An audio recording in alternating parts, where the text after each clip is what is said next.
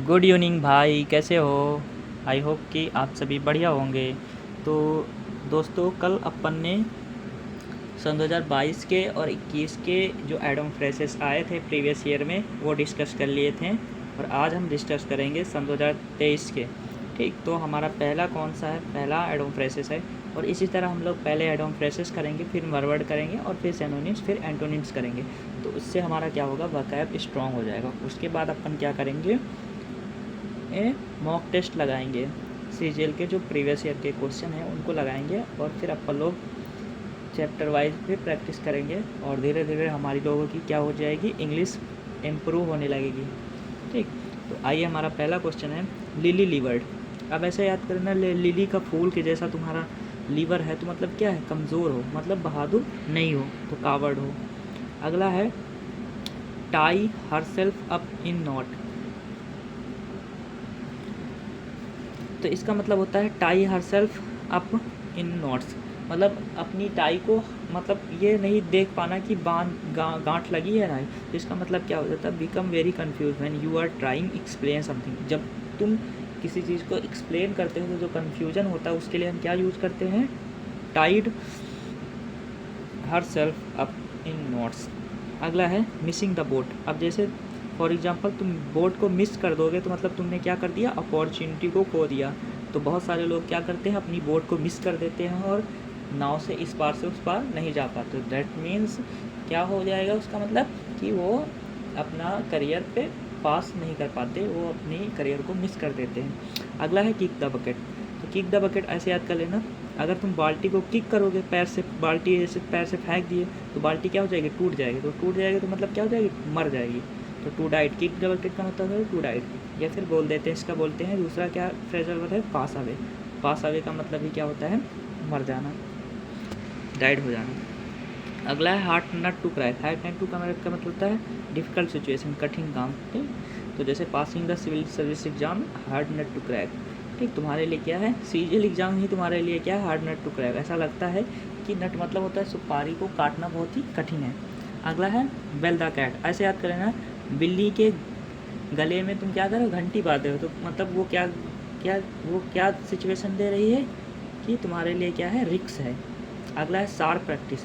तो शार्प को कोई जो बंदा होता है वो शार्प प्रैक्टिस करता है। शार्प प्रैक्टिस मतलब होता है बेकार प्रैक्टिस, डिसऑनेस्टली।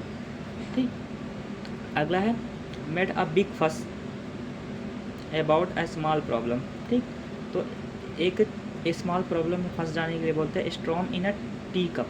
मतलब एक स्टॉर्म टी कप में एक स्टॉर्म आ जाएगा तो एक छोटी सी प्रॉब्लम में फंस जाओगे। ऐसे याद करना, तुम चाय पी रहे हो और बहुत तेज़ी से हवा आ गए तो तुम क्या हो, चाय गिर जाएगी तो तुम नहीं पी पाओगे। तो मतलब छोटी सी क्या हो गई? प्रॉब्लम होगी।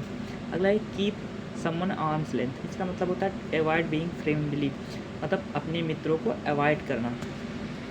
अगला है rule the roost. Rule the roost का मतलब होता है कोई भी चार्ज लगाना। ठीक, जैसे तुम्हारे ऊपर कोई चार्ज लगा रहता है, you will rule the roost. अगला क्या है? ए डाइम इन डजन।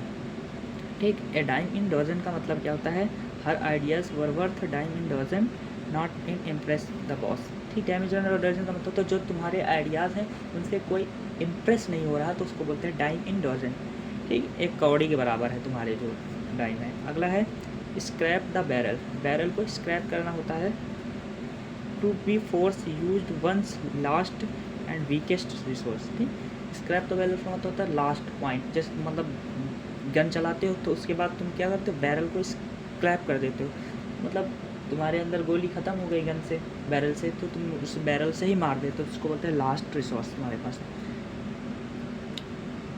अगला है बीट अबाउट टू बुश का मतलब होता है घुमा फिरा करना, to avoid definite answer position. ठीक, मतलब घुमा फिरा कर किसी चीज़ को अवॉइड करना है। अगला बैक अगेंस्ट द वॉल। ठीक, ऐसे याद करें ना, अगर वॉल के अगेंस्ट बैठ हो तो तुम स्केप इज़ डिफ़िकल्ट, मतलब मुसीबत से बच जाना। ऐसे वैसे याद कर लेना, दीवार है और दीवार के अगेंस्ट तुम बैक हो गए, जैसे दीवार से लड़ने से बच गए तो तुम क्या हो गए?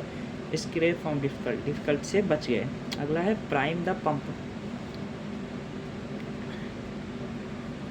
प्राइम द पंप ऐसे याद कर लेना, अब पंप को तुम प्राइम पर रखोगे तो हवा भर जाएगी। हवा भर जाएगी तो क्या हो जाएगा? Encourage the growth. तुम्हारे ग्रोथ में क्या होगा? साहस आ जाएगी कि अब हम हवा भर गई, अब हमारे अंदर ताकत आएगी। तो बोल रहे प्राइम द पंप। अगला है बैड आयरन का मतलब होता है बैड लक। अब ख़राब लोहा है तो मतलब ख़राब है लक।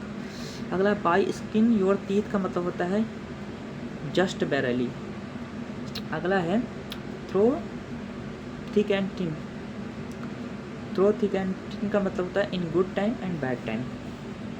तो ऐसे याद कर लेना, कभी मोटा होते हैं तो कभी पतला होते हैं, तो कभी अच्छा होता है तो कभी बुरा होता है।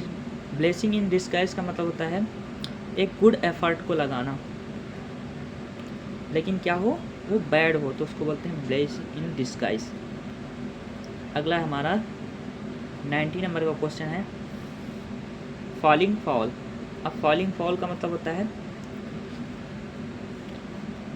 अब किसी से मतलब क्या हो, फॉल हो गया और उसमें फॉल हो गए, तुम गिर गए, तो मतलब क्या होता है किसी से लड़ने लगे। यहाँ पर क्वेरलिंग नहीं है, क्वेरलिंग, क्वेरलिंग है, ठीक। यहाँ पर ये गलत है, इसका मतलब होता है लड़ना। अगला to be in two minds. To be two mind, अगर दो दो दिमाग मिल जाएंगे तो क्या हो जाएगा, निश्चित नहीं होता है। एक दिमाग लगाओगे तो काम आएगा, अगर दो दिमाग लगेंगे तो कोई भी चीज़ निश्चित नहीं होगा। अगला है गिफ्ट ऑफ द गैप। तो जैसे किसी लड़कियों के अंदर क्या होता है गिफ्ट ऑफ द गैप, उनके अंदर बोलने की कला होती है, तो मतलब फ्लुएंस ऑफ स्पीच, मतलब अच्छा बोलती हैं। तो जैसे कोई होता है ना गिफ्ट ऑफ द गैप, जैसे कौन थी, लता मंगेशकर क्या थी, गिफ्ट ऑफ द गैप। उनके बोलने में, उनके सॉन्ग के साथ बहुत ही अच्छा लगता था।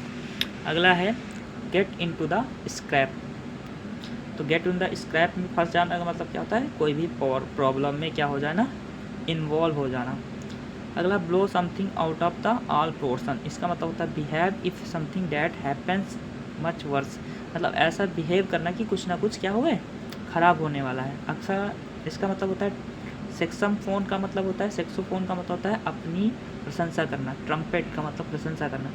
अगला है to go to the dog. ऐसे याद कर लेना, कोई भी सामान है तुम अगर कुत्ते को फेंक दो तो वो क्या है, ख़राब है। To become verse.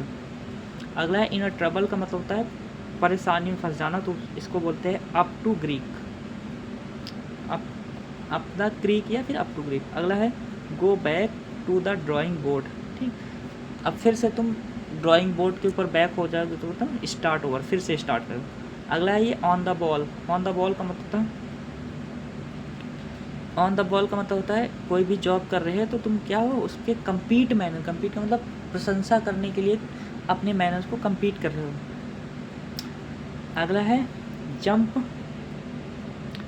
The gun. Gun की ओर जंप करना होता है excited about the new assignment. ऐसे कुछ लोग होते हैं ना, गन को देखते हैं तो बहुत एक्साइटेड हो जाता है, जंप इन द गन, तो कोई भी चीज़ में एक्साइटेड हो जाना। अगला फेस द म्यूजिक का मतलब होता है ख़राब, रिप्रीमेंड करना, चाइड करना। फेस द म्यूजिक का मतलब है टू बियर निगेटिव कॉन्सिक्यूशन, ठीक, निगेटिव कॉन्सिक्यूशंस को बियर करना। अगला है स्टीयर ऑफ द हॉर्नेस्ट नोट। तो इसका मतलब होता है किसी को उकसाना। स्टीयर ऑफ का मतलब होता है उकसाना, तो होता है प्रोवोक ट्रबल। अगला है taking a bull by the horn, ठीक। अब टेक, तुम उसके किसी भी सांड को उसके सींग से पकड़ रहे हो तो मतलब क्या होगा, to deal with difficult situation. अब सींग तो पकड़ ले डिफ़िकल्ट सिचुएशन, और किससे डील कर रहे हो, वेरी कॉन्फिडेंट, ऐसा लग रहा है कि तुम फोड़ दोगे। अगला है cat the dog. Cat the dogs का मतलब होता है हैवी रेन, ठीक। अगर मूसलाधार बारिश होती है तो उसको बोलते हैं कैट्स एंड डॉग्स रेनिंग, ठीक। तो वीडियो कैसी लगी, अच्छी लगी तो लाइक करना, सब्सक्राइब करना, कमेंट करना, और ऐसे ही वीडियो लाने के लिए ज़्यादा से ज़्यादा कमेंट करना। जय हिंद।